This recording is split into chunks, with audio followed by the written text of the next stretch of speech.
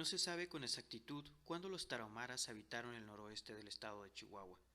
Las investigaciones arqueológicas señalan que los primeros habitantes de esta sierra vivían en las partes bajas del río Urique, cerca de Norogachi, en los cañones de Batopilas y en las cascadas y cuevas del suroeste de Chihuahua. Existen demostraciones marginales que afirman su afiliación con la cultura de los canasteros del suroeste americano. Presumiblemente empezaron a habitar parte del estado de Chihuahua hace ya más de 2000 años. Los indicativos de la tradición afirman que vienen de la nación de los apaches del norte y el este. En los reportes de los misioneros también se afirma que los apaches vivían al noroeste del río Gila y eran llamados Tarazoma por los Pimas del río Gila. Puede ser esta una raíz antigua del nombre tarahumara. Otra versión similar a esta nos dice que esta tierra, de belleza dura y suelos agrestes, se establecieron hace 1000 años aproximadamente algunos grupos de indígenas desgajados de la gran corriente migratoria que descendía de los actuales Estados Unidos hacia el Valle de México, que junto con otras tribus del noroeste pertenecían a la cultura autoazteca, derivación de las culturas canasteras del sur de Estados Unidos. Después de una fase canastera, evolucionaron a una fase habitantes de las cavernas. Muy probablemente el tronco de los tarahumaras se desgajó de las culturas que vivían en las márgenes del río Gila, como la Mogollón de acuerdo a la paleontología moderna. Hay pocos vestigios arqueológicos, pero por los relatos de los primeros misioneros condicionados por su visión y época y por la extraordinaria conservación de usos y costumbres, podemos reconstruir algunos elementos de la prehistoria rarámuri. Establecidos en la sierra durante la fase canastera, combinaban la recolección y la caza con el cultivo del maíz. Cazaban con arco y flechas, lanzas y trampas. Sembraban con palo cavador. Con la dependencia de la agricultura, los indios debieron modificar ciertas costumbres. Así tenemos que a la llegada de los misioneros se vestían con prendas confeccionadas con fibras de maguey, a las que a veces les entretejían plumas de pavos, y habían abandonado casi totalmente los vestidos de pieles de animales. Hasta la llegada de los misioneros no tenían animales domésticos. La artesanía se reducía a la fabricación de vestidos, canastas y vasijas rudimentarias. No tenían escritura ni pintura, pero sí instrumentos musicales como el tambor, flauta y arco musical. No vivían en pueblos sino en núcleos familiares dispersos. Desconocían el comercio y el dinero, aunque practicaban el trueque en pequeña escala. Los misioneros, entre las cosas que más subrayan, las más chocantes para los europeos, era el que no vivían en pueblos, la costumbre de emborracharse en las fiestas, la promiscuidad sexual, los pleitos y el que acudían a curanderos y hechiceros. A los misioneros les llamó poderosamente la atención el espíritu de independencia en general calificado de salvaje, el respeto a otros pueblos, a sus propios caciques, a sus padres, a sus hijos.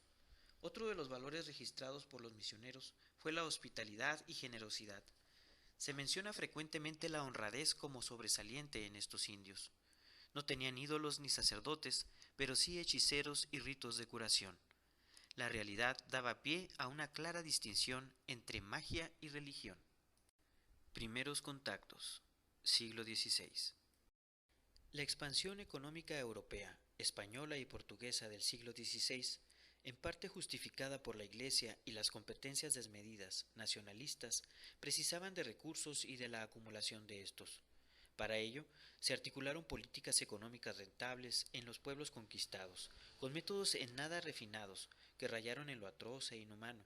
No obstante, una muy aparente intención civilizadora reductora que garantizara la estabilidad y en ello la fuerza de trabajo nativa, la mano de obra no solo barata, sino regalada. Las naciones bárbaras del norte no estuvieron al margen de esta óptica, de esta contemplación. Los primeros conquistadores, aventureros la mayoría, obtuvieron el beneplácito, a veces sin él, de las autoridades del virreinato mexicano, para que incursionaran en la región del norte y sur de lo que es ahora Estados Unidos. Las primeras informaciones de los españoles que arañaron tierras norteñas como las de Fray Marcos de Niza y Álvar Núñez Cabeza de Vaca, cargadas de espejismo, sobre todo las del primero, incitaron a la extracción de minerales, la explotación humana en la adquisición de fuerza de trabajo, las escaramuzas para evitar el tributo impuesto al vicemonarca del centro, Ello constituyó en rigor el modus vivendi de los españoles con el norte de México. Con una intención diferente y con formas de evangelización muy rudimentarias pero explícita y con un básico instrumental lingüístico, los misioneros jesuitas incursionaron también en la sierra y en el mundo indígena. Se registran casos notables en los que por razones tácticas prescindieron de la compañía de soldados españoles.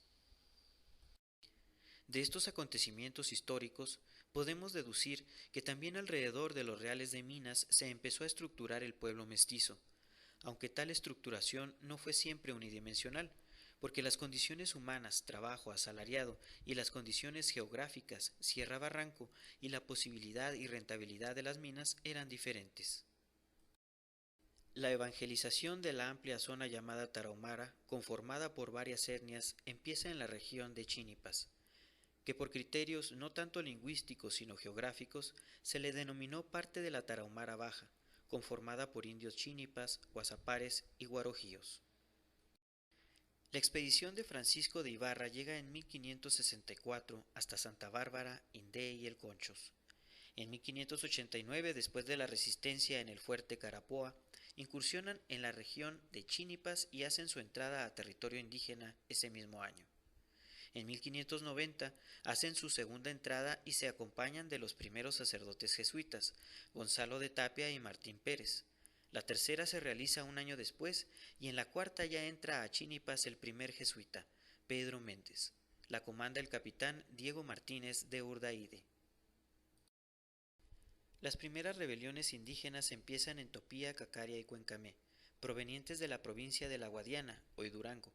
En 1603-1604, Juan Fonte S.J. hace sus primeros contactos en la Alta Tarahumara, pero la primera entrada misional la hace hasta el año 1611 y hace la primera relación del estado en que se encontraban los tarahumaras. A manera de la organización política de la época y del régimen jurídico de entonces, pone los primeros fiscales y nombra delegados para el servicio a la comunidad, e inicia la misión con Juan del Valle S.J. en la región de San Pablo de los Tepehuanes, hoy Bayesa, y en el norte permanece Jerónimo de Montana S.J. En 1616 surge una rebelión, y en el esfuerzo por la pacificación entre tarahumaras y tepehuanes murieron 8 misioneros jesuitas, entre ellos el padre Juan Fonte S.J. Muere también en una rebelión Manuel Martínez S.J. el 22 de enero de 1632, y Julio Pascual S.J., esto en la Baja Tarahumara. Es una época que se caracteriza por múltiples levantamientos indígenas en la Baja y Alta Tarahumara, provocada por la invasión violenta de los europeos en sus territorios. Es un tiempo de inestabilidad apostólica en el que se llegó a suspender toda actividad entre ellos. Por más de 20 años después de la sublevación del año 1616, todo el siglo se ve convulsionado y el trabajo no llegó a establecerse. Existe además una justificación religiosa de la conquista, y determinan a este siglo diferencias raciales y legales para los indígenas. En la pastoral se registra una inestabilidad total.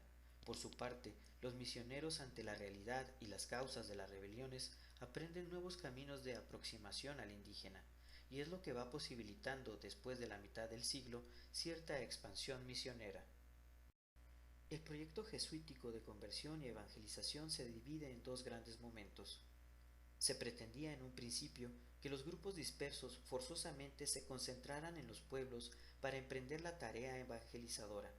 La labor del misionero iría acompañada de la presencia física de cuerpos armados españoles, que aplicaban métodos coercitivos para obligar la permanencia de los asentamientos. Ante esta propuesta del colonizador, la respuesta fue violenta.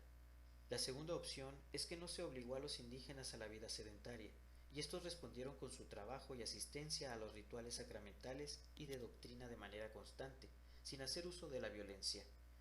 Esta actitud coincide con el inicio del siglo XVIII y perdura hasta la expulsión decretada por Carlos III. Expectativas misionales en el siglo XVIII. Es el siglo en el que maduran las condiciones pastorales para una mayor expansión misionera. Aunque se registran algunas rebeliones menores como la de Batopilas y Guasapares en 1703 y otra en 1728 que no entorpecen significativamente el desarrollo de las misiones. Este siglo permitirá un trabajo de mayor constancia y mayor penetración. En 1773 se entregan al clero secular 22 misiones que solo son atendidas parcialmente, pero los trabajos vuelven sin embargo a interrumpirse con la expulsión de los jesuitas de los dominios de España, decretados por Carlos III. Pocos años después, toman su lugar primero algunos clérigos de Durango, bajo las órdenes del obispo Tamarón y Romeral, los cuales son desalojados para ejecutar los decretos que disponían que los franciscanos de Guadalupe, Zacatecas, vinieran a sustituir a los jesuitas. Posteriormente, vinieron en ayuda de estos los franciscanos de Querétaro y Guadalajara. El centro de las misiones había pasado de Guasapares a Norogachi. Al parecer, durante este periodo de estabilidad, las misiones maduraron suficientemente como para ser entregadas al clero secular. Determina este siglo el inicio del liberalismo. La Iglesia es defensora del indio, pero todavía aliada con el poder. Falsa igualdad de desiguales. Y la expulsión de los jesuitas deja vacíos significativos en el trabajo pastoral. El siglo XIX y sus consecuencias. El centro de las misiones pasó de nuevo a Guasapares, y con el movimiento de independencia, las rentas que se distribuían entre los misioneros fueron disminuyendo, con lo cual el número de misioneros se fue haciendo menos. En 1849, las misiones pasan al clero secular en su mayoría. Dos leyes afectan notablemente la situación de los indígenas durante este siglo. Leyes en torno a la propiedad de la tierra. El 26 de mayo de 1852 se autorizó la reducción de los bienes comunales de los pueblos indios a propiedad particular, y esto crea las condiciones para la invasión de bancos y mestizos en sus territorios. El 25 de junio de 1856 se expidió la ley de desmortización de bienes de manos muertas, y en forma injusta fueron desmortizados los bienes que les quedaban a los tarahumaras. Esto también propició una mayor incursión de bancos y el alejamiento de los indígenas a las montañas más abruptas. Al terminar el siglo, los misioneros josefinos llegan a la Tarahumara por un breve periodo, de 1894 a 1900, y atienden Sisoguichi, Cusárare y Carichí, y al parecer se retiran al terminar el siglo por falta de personal. Al terminar el siglo, el trabajo pastoral es prácticamente nulo en la región y no existen líneas consistentes en la evangelización y trabajo con los indígenas. Está determinado por la justificación del despojo a los indígenas y por el dominio del capital. La Iglesia es colaboradora con los liberales y conservadores. Tácticas asumidas en el siglo XX. Los jesuitas regresan a la Tarahumara el 12 de octubre de 1900, después de la expulsión de 1767, pero los tarahumares no habían perdido los elementos de la primera evangelización, que habían integrado a su cultura y a su fe. Ellos se sabían cristianos, aunque los jesuitas del siglo XX no lo vieran así. En el decir del misionero jesuita Ricardo Robles, no traían la memoria de los misioneros del siglo XVII. Puede haber sido esta la razón por la cual, influenciados por la mentalidad de la época que pretendía occidentalizar al indio a condición de que fuera mejor cristiano, que optara por otras iniciativas evangelizadoras que se prolongaron más allá de la mitad del siglo XX, como el civilizacionismo, incorporativismo, desarrollismo, promocionismo. La etapa civilizadora comprende el año 1900 a 1940, cuando la acción de la Iglesia tiende a ser escuelas internados para transformar al individuo, patrones de conducta, lengua, valores, para formar pueblos, colonias, con una forma de producción diferente y una religión al estilo urbano occidental. Esta etapa aún conserva sus resabios. La etapa integracionista podemos decir que empieza por los 40, cuando además del populismo nacional, lleva símbolos externos de identificación nacionalista. Es clara la pretensión de un movimiento nacional que necesita integrar una economía capitalista interna a toda la población económicamente activa. En Tarahumara se va dando cierta valoración de la lengua y valores culturales. Se refuerzan las formas de escolarización que tienden a hacer del indígena un urbano o al menos un campesino capaz de competir con el no indígena, y se ven en sus formas religiosas, supersticiones y engaños perniciosos que impiden esta transformación. La etapa desarrollista pone más el acento en lo económico. Se busca infundir sistemas cooperativos y se trata de levantar el ingreso por cápita como base a toda solución. Esta etapa fracasa en la sierra. Se puede decir que dura de los 60 a los 70. Después de esta etapa, en la Iglesia vienen momentos fuertes de ruptura con el Concilio Vaticano II. Es un tiempo de desconcierto pastoral. Como fruto de estas rupturas, se inician las reuniones generales en 1971 para planear el trabajo y dar oportunidad de formación teológica a los agentes de pastoral. En la etapa promocional se hace ya una opción por el indígena y más tarde por un modelo educativo no escolarizado, repetible. Se intenta que los indígenas sean ya agentes de su propio cambio, aunque aún diseñado el cambio deseable para ellos. Esta etapa sigue presente en muchos sentidos y en realidad se confunde mucho con la siguiente. La de acompañamiento se le puede llamar de inculturación. Se inicia en los 60 con la participación en fiestas, bailes indígenas, convivencia en sus casas. Se refuerza la pastoral de inserción. Es la etapa más vigente en la actualidad, aunque con menos equipos interdisciplinarios de inserción. No obstante, es una época en que se aprecia la cultura, se valora su religiosidad cristiana, se convive su problemática.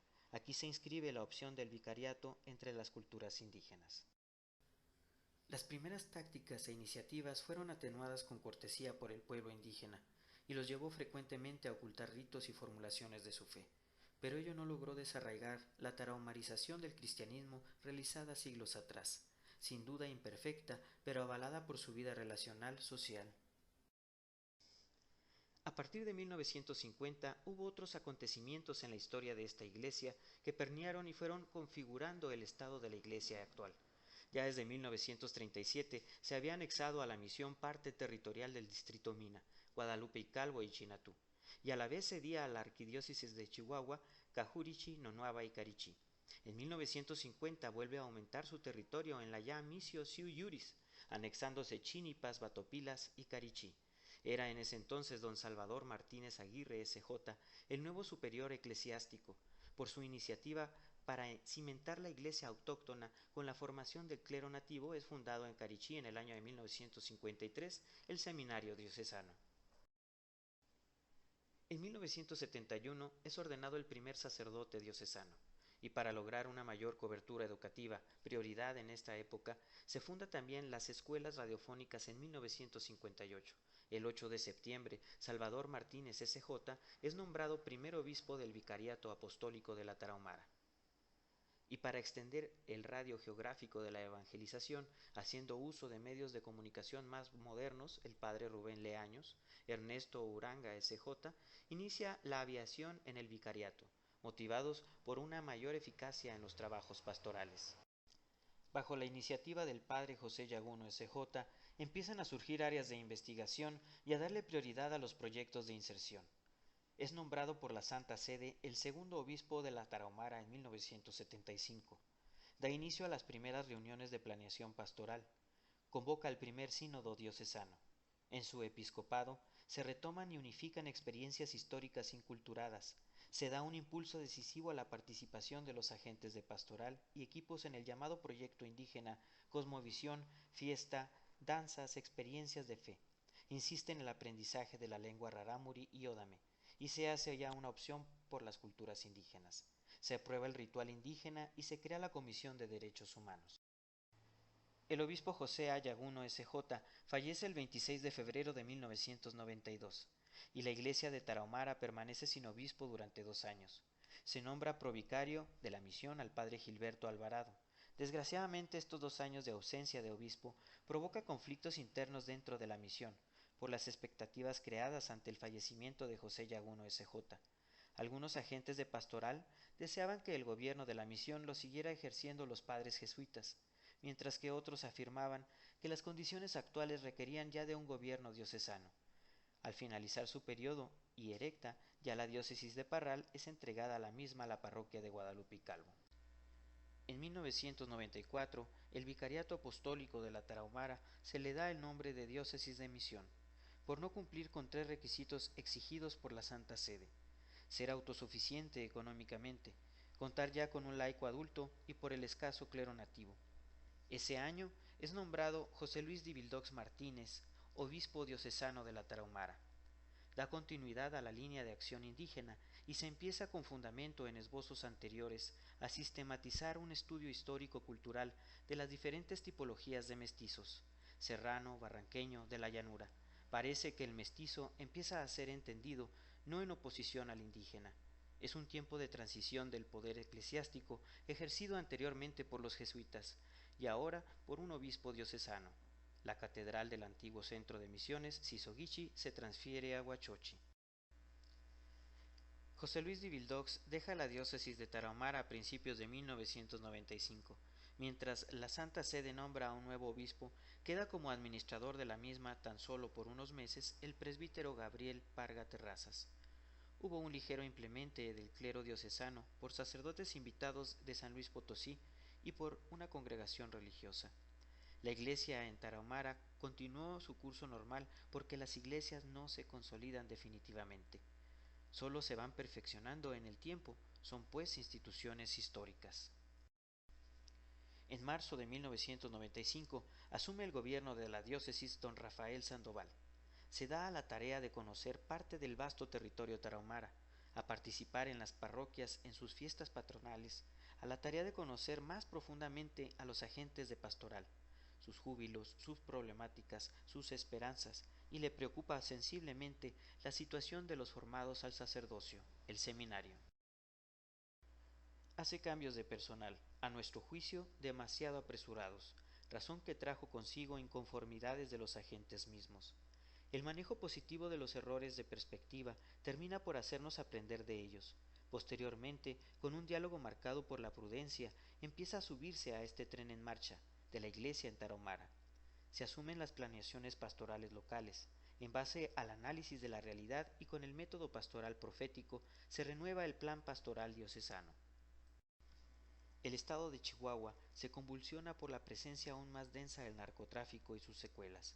Con los sacerdotes de Tarahumara ante la impunidad y el asesinato de inocentes, retoma también su rol profético para denunciar ante las autoridades locales y del estado de Chihuahua los atropellos a la vida humana.